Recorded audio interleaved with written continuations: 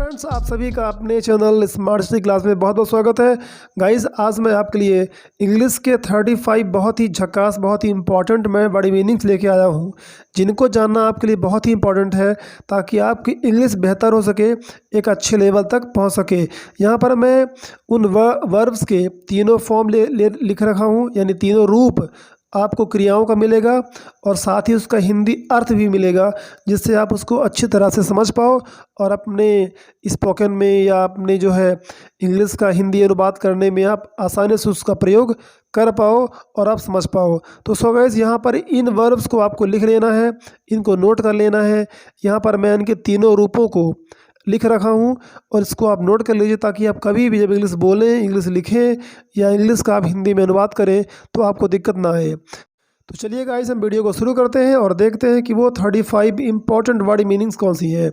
तो सबसे पहले मैं आपको बता दूं कि देखिए, जो वर्ब का फर्स्ट फॉर्म होता है, सेकंड फॉर्म होता है, थर्ड फॉर्म होता है, तो इनका नाम होता है अलग अलग। जैसे फर्स्ट फॉर्म का नाम होता है बेस फॉर्म, उसे हम कहते हैं क्रिया का पहला रूप, बेस फॉर्म। सेकंड फॉर्म को पास्ट सिंपल फॉर्म कहते हैं, थर्ड फॉर्म को पास्ट पार्टिसिपल फॉर्म कहते हैं। ओके, तो ये भी आपके लिए एक अच्छी जानकारी है।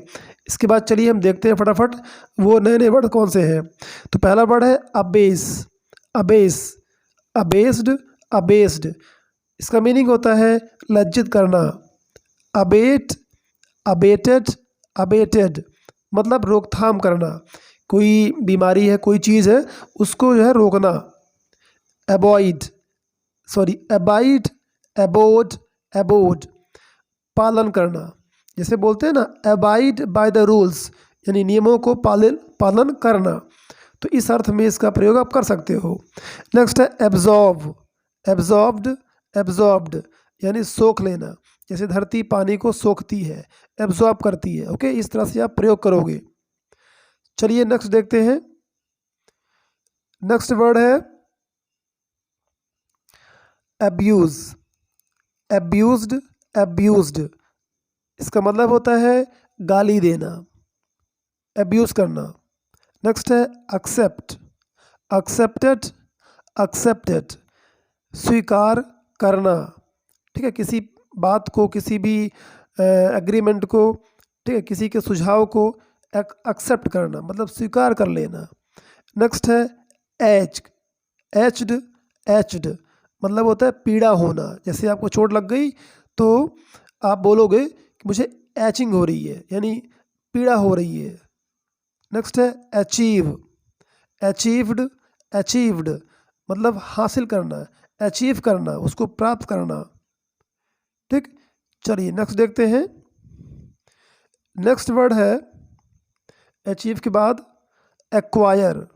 एक्वायर्ड, एक्वायर्ड, प्राप्त करना। ठीक है, जैसे थोड़ा सा ये पढ़ने में डिफ़िकल्ट है, जो लोग बेसिक लेवल के हैं और अभी इंग्लिश को सीखना शुरू किए हैं तो उनको दिक्कत हो सकती है। ठीक है, तो इसको आप सुनिए, समझिए और पढ़ने का प्रयास करिए। ठीक है, देखिए मैं एक बार और पढ़ता हूँ। Acquire, acquired, acquired. यहाँ पर सी और क्यू का प्रोनाउंसिएशन का हो रहा है, का, एक, है ना, क्वायर्ड। फिर I R E, I R E का क्या हो गया, आयर हो गया, आयर। तो इस तरह से आपको ध्यान देना है तो आपकी रीडिंग भी इम्प्रूव होगी। ठीक है, नेक्स्ट है एक्ट। एक्टेड, एक्टेड, अभिनय करना, है ना। बोलते होंगे ना आप, एक्टिंग, हमें उस हीरो की एक्टिंग पसंद आई, वो अच्छा एक्टर है। तो वो सारे वर्ड इसी से बने हैं, एक्ट से। एक्ट मतलब अभिनय करना, एक्टर अभिनय करने वाला, अभिनेता। एक्टिंग उसकी जो अभिनय हो गई। ओके, नेक्स्ट है एक्टिवेट। एक्टिवेटेड, एक्टिवेटेड, मतलब सक्रिय होना। राइट, एक्टिवेट हो गया मेरे में, ये बैलेंस जो है एक्टिवेट हो गया, यानी वो सक्रिय हो गया, काम करने लगा। ओके गाइस, तो क्या लग रहा है आपको ये वर्ड आपके लिए कितना इंपॉर्टेंट है, आप समझ गए होंगे। ओके गाइस, चलिए हम बढ़ते हैं नेक्स्ट वर्ड की ओर, जो है एक्चुएट। एक्चुएटेड, एक्चुएटेड, यानी उकसाना। हम जब किसी को उकसाते हैं, प्रवोक करते हैं, उसे कुछ करने के लिए भड़काते हैं, तो इसको हम बोलेंगे एक्चुएट करना। ठीक है, चलिए देखते हैं नेक्स्ट पेज में। अभी हमने एक्चुएट्स को किया है, अब हम आगे देखते हैं। ऐड, एडेड, एडेड यानी जोड़ना। ठीक है, ये तो खैर आप पढ़े ही होंगे, बट यहाँ पर आपको ध्यान देना जो जिसका थर्ड फॉर्म है, सेकंड फॉर्म है, ये सीखना है। बिकॉज ये वर्ड तो ऐड करना, प्लस करना, जोड़ना बेसिक आप जानते ही होंगे। ठीक है, चलिए नेक्स्ट। एड्रेस, एड्रेस्ड, एड्रेस्ड है ना, ये कुछ वर्ड आपके लिए नया हो सकता है। तो एड्रेस आप सोचते होंगे कि पता है ना, होता ना, लोग बोलते हैं कि भाई तुम्हारा एड्रेस क्या है, वहाँ का क्या एड्रेस है, क्या पता है, तो यही स्पेलिंग होती है, उसका मतलब पता होता है। लेकिन एड्रेस का दूसरा मतलब होता है संबोधित करना, किसी का संबोधन करना। नेक्स्ट है एडजस्ट, एडजस्ट, एडजस्टेड, एडजस्टेड, इसका मतलब भी होता है संबोधित करना। ठीक है, इसका दूसरा मतलब भी होता है, तीसरा मतलब भी होता है। तो ठीक है, इसका दूसरा मतलब होता है एडजस्ट करना, यानी कि किसी चीज़ को बैलेंस करना या किसी चीज़ को संयोजित करना। ठीक है, चलिए नेक्स्ट है एडमायर, एडमायर, एडमायर्ड, एडमायर्ड प्रशंसा करना। एडमिट, एडमिटेड, एडमिटेड भर्ती होना या भर्ती करना। ठीक है, हम जब कोई व्यक्ति बीमार होता है तो उसको हम एडमिट करते हैं। ठीक है, अस्पताल में करते हैं एडमिट, या हम किसी बच्चे का एडमिशन करवाते हैं स्कूल में, तो वो भी एक तरह का भर्ती होता है ना, कि उसको भर्ती करवा रहे हैं किसी स्कूल में, उसका दाखिला करवा रहे हैं, तो एडमिट कर देना, इसी से बना है एडमिशन। ठीक है, एडमिटेड, एडमिटेड, राइट। चलिए हम चलते हैं नेक्स्ट वर्ड की ओर। हमारा नेक्स्ट पेज में अगला वर्ड है एडवाइज, राइट। एडवाइज, एडवाइज यानी सलाह देना, एडवाइज्ड, एडवाइज्ड। ओके, ये भी बहुत कॉमन वर्ड है, आप ऑलमोस्ट सुने होंगे या आप कई बार दिन में बोलते होंगे। ठीक है, नेक्स्ट है अफेक्ट, अफेक्टेड, अफेक्टेड यानी प्रभाव डालना, किसी पर अपना प्रभाव दिखाना। ठीक है, अफेक्ट किसी को अपनी बात से, ठीक है, अपनी एक्टिंग से अफेक्ट कर देना, प्रभावित कर देना। अफोर्ड, अफोर्डेड, अफोर्डेड, तो अफोर्ड मतलब होता है बर्दाश्त करना। जैसे कोई चीज़ बहुत महंगी है, कोई कपड़ा बहुत महंगा है, तो आप बोलते हो कि ना मैं बर्दाश्त नहीं कर पाऊँगा, ये बहुत महंगा है, यानी मैं ख़रीद नहीं पाऊँगा। तो यहाँ पर बर्दाश्त करना वो गुस्सा वाला नहीं कि मैं गुस्से को बर्दाश्त नहीं कर पाऊँगा। यहाँ पर कोई चीज़ आपके लिए बहुत महंगी है या आप उसको संभाल नहीं सकते हो, तो आप बोलोगे मैं इसको अफोर्ड नहीं कर पाऊँगा। अफोर्ड करना, उस चीज़ को सहन कर पाना, रख पाना। अग्री, अग्री, अग्रीड, अग्रीड मतलब सहमत होना। बोलते हैं ना आई डोंट अग्री यू, मैं तुमसे सहमत नहीं हूँ। ओके, अग्री सहमत होना। एम, एम्ड, एम्ड यानी लक्ष्य होना या इरादा रखना, कि मैं इस बात पे एम करता हूँ, एम रखता हूँ, यानी मेरा ये लक्ष्य है, मेरा ये इरादा है। ठीक है गाइस, नेक्स्ट वर्ड है हमारा अलर्ट एंड अलाइटेड। ठीक, नेक्स्ट वर्ड है अलर्ट, अलर्टेड, अलर्टेड यानी चेतावनी देना, किसी को अलर्ट करना, अलर्ट करना, चेतावनी देना, राइट। अलाइट, यहाँ पे जीएस साइलेंट है। अलाइट, अलाइटेड, अलाइटेड यानी प्रज्वलित करना, जलाना, जैसे दीपक, मोमबत्ती को प्रज्वलित करना, अलाइट करना। Okay, alight the candle, alight the जो भी है दिया बाती, ठीक है, उसको आप अलाइट बोल सकते हो कि भाई इसको प्रज्वलित कर दो, जला दो। ठीक है, नेक्स्ट है और हमारा लास्ट पेज है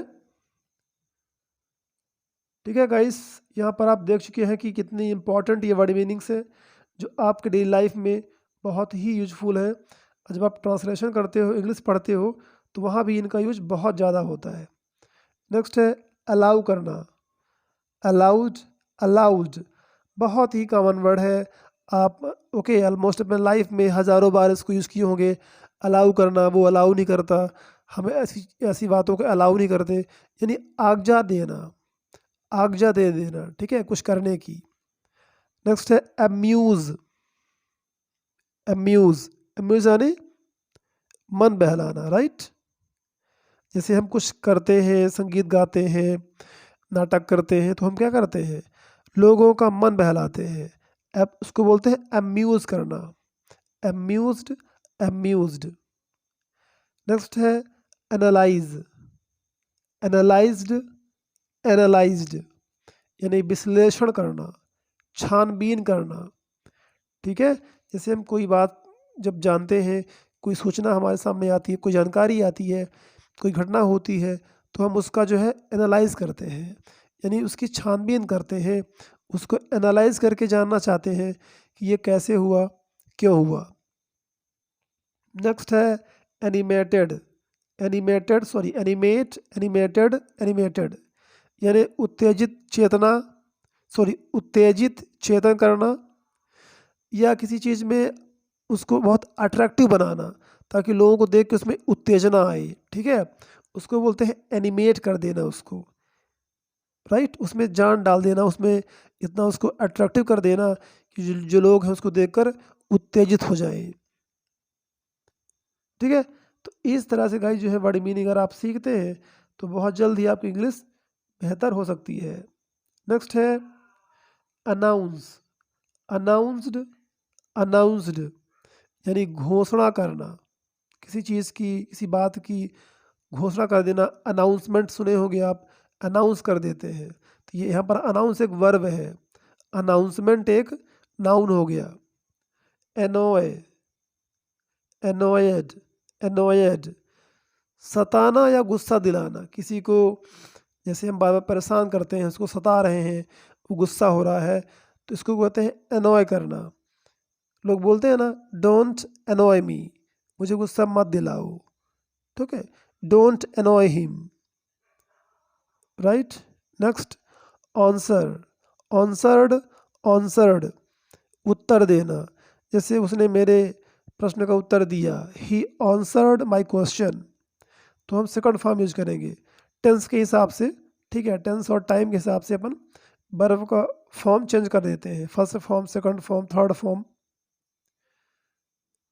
नेक्स्ट है अपोलोजाइज, अपोलोजाइज्ड, अपोलोजाइज्ड, यानी क्षमा मांगना, अपोला, ठीक है, अपोलोजाइज, इसको लोग बोलते हैं अपोलॉजी, ये गलत है, अपोलोजाइज, ठीक है, अपोलोजाइज, अपोलोजाइज, इसको ऐसे पढ़ेंगे। तो कुछ वर्ड देखिए मुश्किल होते हैं पढ़ने में, लेकिन जब प्रैक्टिस करते हैं आप, हमेशा रेगुलर अभ्यास करते हैं, तो कुछ भी मुश्किल नहीं है, ठीक है, कुछ भी इम्पॉसिबल नहीं, सब आसान हो जाता है, राइट। चलिए नेक्स्ट है अपीयर, अपीयर्ड, अपीयर्ड, यानी प्रकट होना, किसी के सामने आना, जैसे कोई एग्ज़ाम हो रहा है, कहीं इंटरव्यू में जाना है, ठीक है, कहीं आपको बुलाया गया है, यानी आपको वहाँ पर अपीयर होना है, आपको वहाँ पर प्रकट होना है, तो इसको बोलेंगे हम अपीयर होना, कि मुझे यहाँ इतने बजे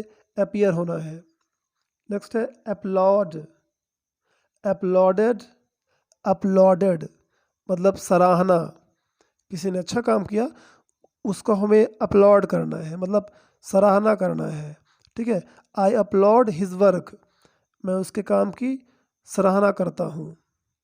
इस तरह से गाइस ये रही वो इम्पॉर्टेंट वर्ड मीनिंग्स। गाइस कैसा लगा आपको, और ये मीनिंग आपने नोट कर ली कि नहीं की, और इस तरह की वर्ड मीनिंग्स आपके लिए कितना इम्पोर्टेंट है, और यदि आपको लगता है कि मैं इस तरह की वर्ड मीनिंग्स बनाता रहूं तो आप कमेंट करके ज़रूर बताएं, ठीक है।